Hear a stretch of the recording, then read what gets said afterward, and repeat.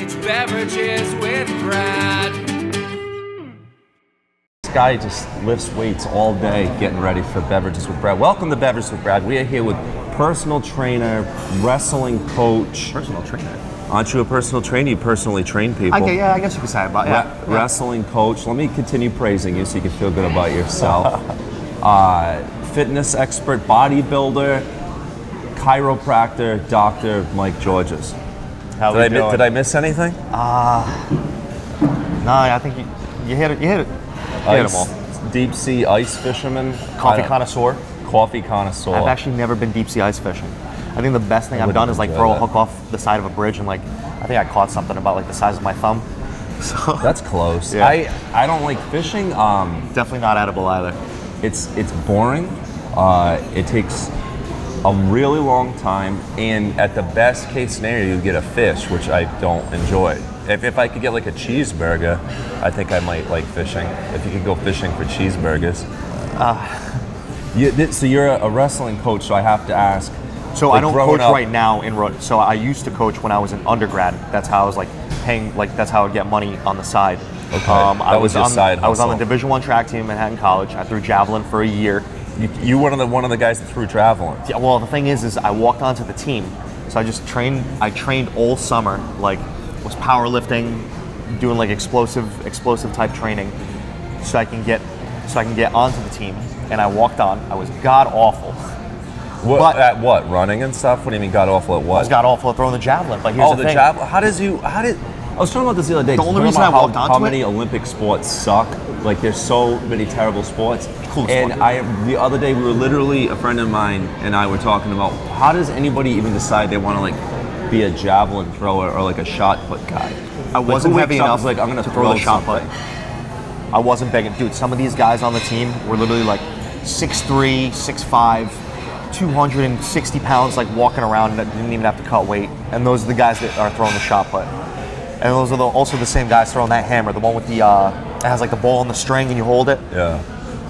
I clearly was not large enough for that. I'm barely under 6 feet. I'm not saying it's not impressive to throw that heavy thing far, but who the hell wants to watch that? It's the boringest. Like, who cares? It's like caveman sports.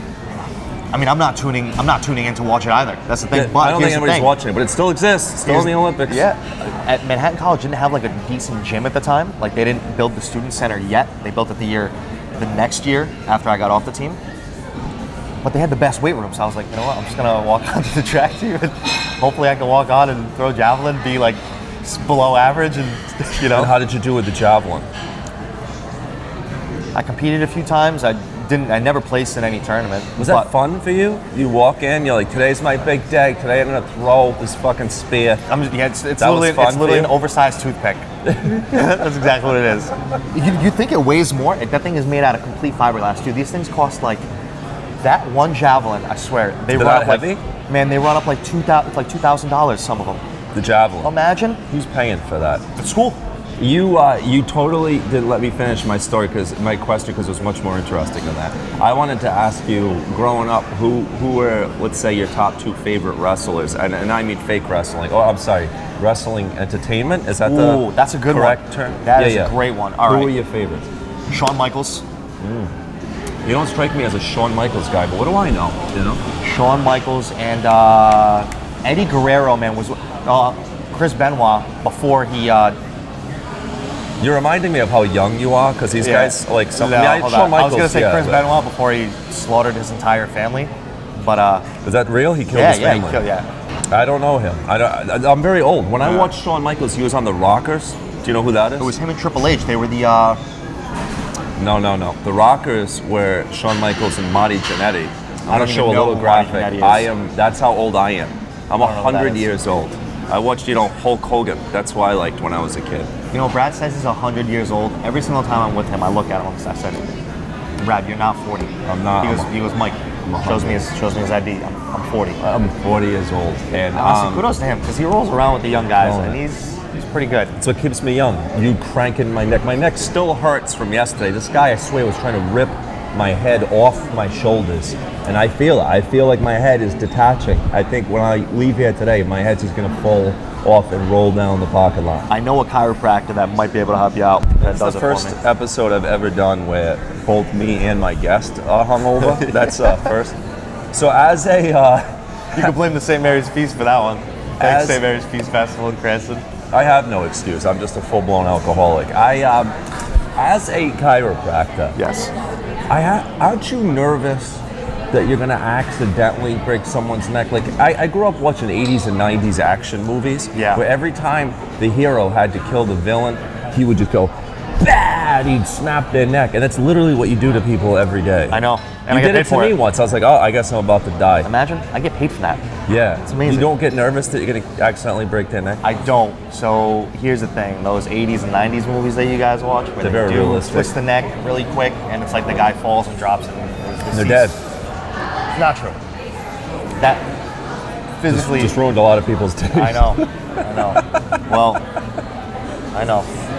So here's the thing: is when you do that, there's a certain amount of leeway that your joint capsule in your neck. I'm about to get scientific here. Bear with Oh me. yeah. It's called your paraphysiological space. That is paraphysiological space. That's a fun If you put me word. in a spelling bee, no shot. I could probably spell it. Well, you're not Indian, so yeah.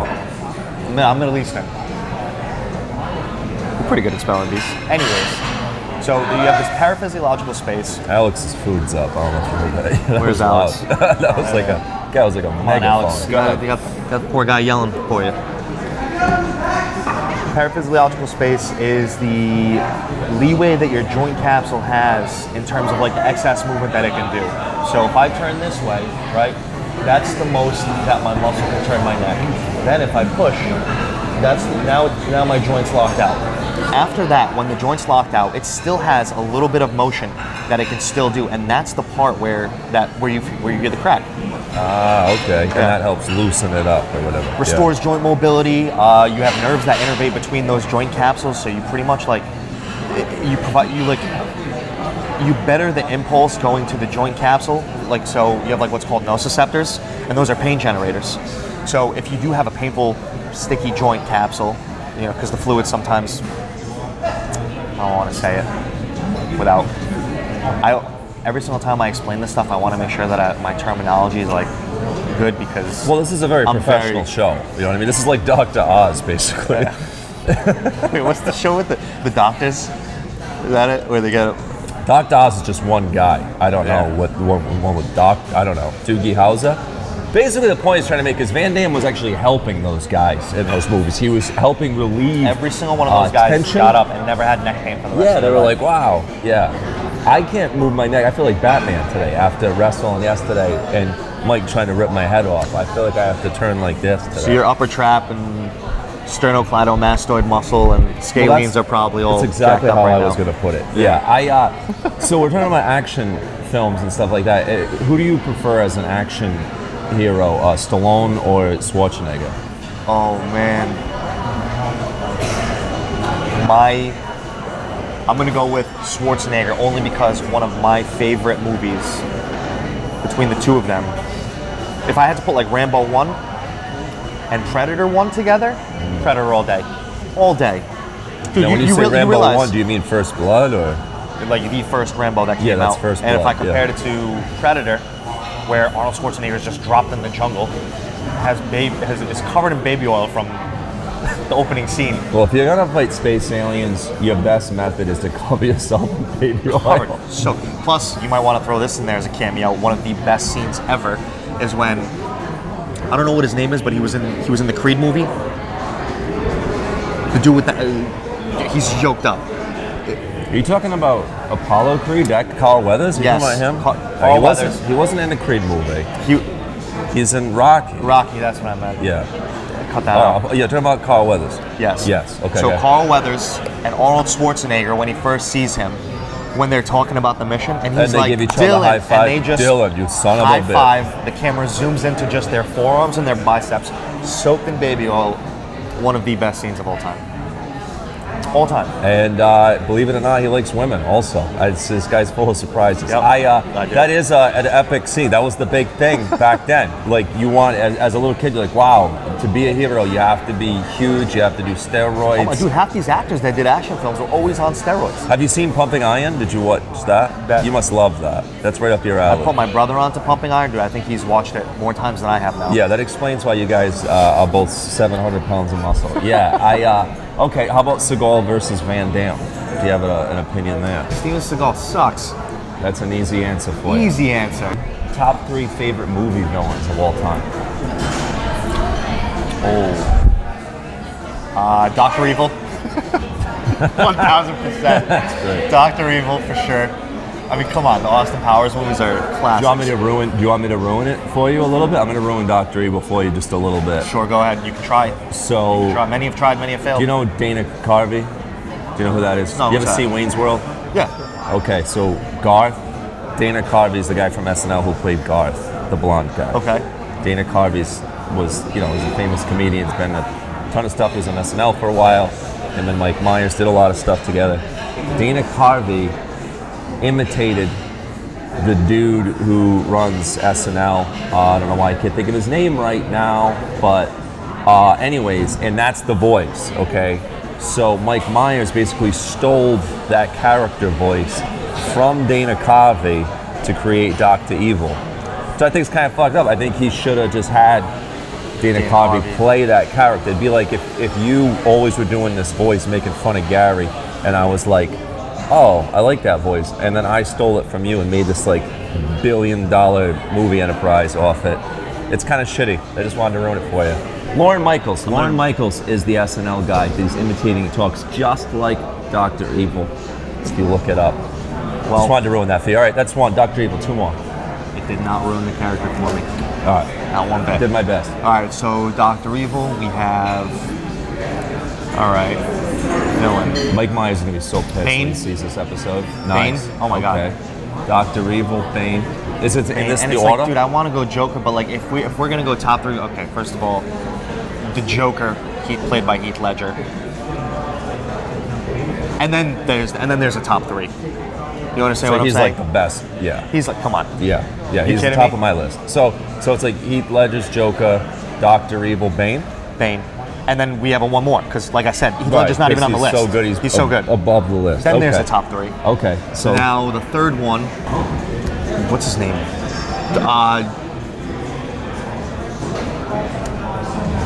Adrian. Did you just say Adrian? No.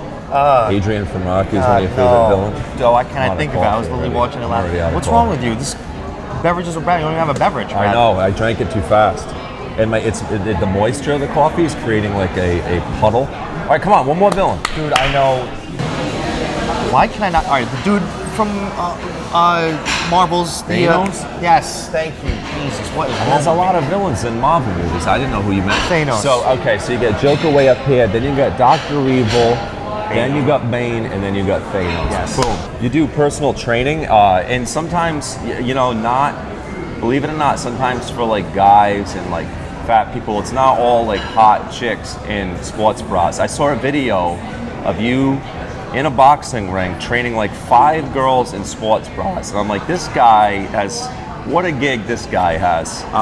He specializes in girls in their 20s in sports bras. If you're out there and you need a personal trainer, there was like 5 of them. So I'm like, wait, look at this guy. Well, here's the thing is, so to get back to the thing about personal training, I don't consider myself a personal trainer. I'm good at programming. But if you're a bikini model, he's available, is what he's trying to say. I pretty much get to choose if someone wants to come to me and they want to work out and they want to get in shape. I'm very good at getting people in shape, understanding their needs and what they need to get in shape, and putting together a plan and a program.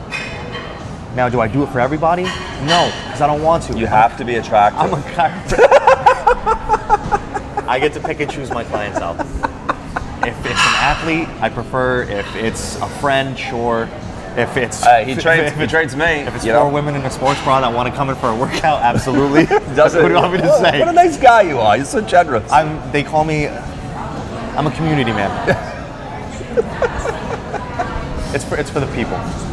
Well, I appreciate the fact that you train with People me. before politics. Shout out Ed Brady. I don't even. Hell yeah, Brady. I appreciate you training me, even though I didn't wear a sports bra. I don't even. I, well, I had one in the back. You know what video I'm talking about, don't you? Yes. I was like, this is last week. ridiculous. This is absolutely ridiculous. I'm like, what am I watching here? They were going in, dude. Those girls were tough. They had I hands. bet they were, Mike. So you do some training there. You're doing the chiropractor thing. Yeah, I mean that takes up most of my time. I mean, I see a lot of patients, and like it takes a lot out of me. Especially now I with the can new- only imagine. So listen, let's end with this question that I like to ask. It's a zombie apocalypse. You're going to form a super team. It's you, 4 other people, fictional or real, live or dead. Who is your team, your super team, to defend Earth from the zombie apocalypse? I get 4 Go. people. It's 5 total, you and 4 others, yes. All right. Well, I'm taking my brother John George's. Of course. That is a no-brainer.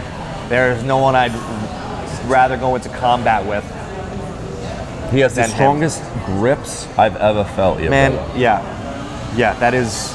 And you know what's crazy is I can outlift him in the gym, no problem. It's those grips, man. But when it comes to him in the wrestling ring, so I call it transitional strength. It's like strength that's not like linear, like barbell weights and whatnot. Mm-hmm. It's like the MMA stuff, the wrestling, the Yeah, judo, the grappling jiu-jitsu. Yes, strength, yeah. grappling strength. It's his grip strength is incredible. So it's you and your brother? Me and my brother. 3 more. I'm going to go. All right, we're defending Earth against a zombie apocalypse, so the odds aren't really even in our favor to begin with. No, you'll be fine. Pick Okay. wisely and you'll be all right. Can I like go with like Superman? Yeah, sure. Yeah, we'll go with Superman. Sure. I feel like we need someone like comical too, Okay. just to like entertain us. Maybe a chef. I'm gonna bring Gordon Ramsay to cook for us while we do the zombie apocalypse. It's true, you gotta eat. We gotta eat. Yeah. Yeah. All right. So Gordon Ramsay. You, your brother Superman. You, your brother Superman, and Gordon Ramsay. You got 1 more. Gordon Ramsay, and I'm gonna go with. We need a tough. I'm gonna go with Amanda Nunes. Oh, she's pretty badass. She's bad. I think she if could probably. you guys who don't know, she's UFC champ. They call her the Lioness. She And could she's probably badass. kick Superman's ass. She's pretty tough. She might be able It's gonna be a to. great team. It's gonna be a great team. I'll put humanity is putting their hope in you guys. I hope you save us. Is there like a civil war between chiropractors and like physical therapists? I feel this like is there's a a good lot of one. shit. There's a lot of shit talking about chiropractors. Yeah. In that industry. Yep. What's that all about? Why is Unfortunately. there all that conflict? Why do you guys get shit on a lot? So it all comes down to scope of practice. I think so between physical therapists and chiropractors specifically, or like In general, go ahead. Why do you get shit on? calling you out? I'm doing it. I think some chiropractors practice like they just haven't caught up to the best available evidence and choose to completely shy away from it. So are you saying the reason that chiropractors get shit on is because there's a lot of bad chiropractors? Is that your point? I'm not going to say they're bad because they're good at what they do in sense of you just have docs that explain things the wrong way, and like so you come into my office, right? You present me with a pain, like, hey, I'm hurting, and they're going to be like, your pain is this. I need you coming in 3 days a week for the next month. Tell you what, let's get you on a plan. You pay up front. And then we'll do this. Oh, tell you what, you got a kid and what? Bring them in because they need chiropractic care too. They need it. Yeah. It's like a Ponzi scheme or something like that. You know, like that's just not right. You can't like fear monger people into their health, and that goes for any profession, by the way. I'm calling everybody out. Yeah. Like, don't fear monger people. That goes for MDs. That goes for DOs, dentists, physical therapists, chiropractors, massage therapists. Everybody.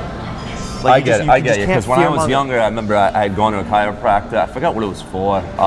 Neck, back, whatever. I'm very frail. And he did always want to just keep me coming back. And I kept thinking, like, I don't need to come back. Why do you want me to keep coming back? Let's get that cheddar. Unless you have anything else to offer, like, all right, hey, listen, your back seems fine. I also offer physical therapy in the office if you want to regain some strength and understand, how to move better. That's great. Offer a different modality. Like there's steps to it. Yep. Get the person out of pain. Regain their confidence. Like, because I'm not just like people like to think of chiropractors. Okay, he's just a chiropractor. They fix your health. They work on your health. They get you right, I guess, if you want to call it. But it's never just that. Like there's like a psychological element to what I do. And that's like the words I choose to use when I'm in a patient room with somebody. Then there's like the life coach aspect. You know, someone like doesn't know their next step. They could be having a bad day. Here I go with someone who's clearly coming into the office in pain. They're not coming in like old. Some of them come in jolly because they just want maintenance. But like for the most part, it's someone coming in, they're hurt. They're clearly not having the best day. And here I am trying to converse with them and help them through the situation that they're in while also... I think what you're trying to say is you try to help them physically, mentally, spiritually. Like you take your job serious as like you want to help people in their daily life. Is that correct? That was way better put than what I was going to say. I don't know what I'm happened. a professional, Mike. I'm blaming the St. Mary's Feast for this one, man. I feel like clouds. Yeah, we're gonna go. We're gonna go drink some Gatorade, some Pedialyte. Take some Advil. They have an adult version of Pedialyte now. Finally. Extra strength. Finally. And we'll see you next time on Beverages with Brad.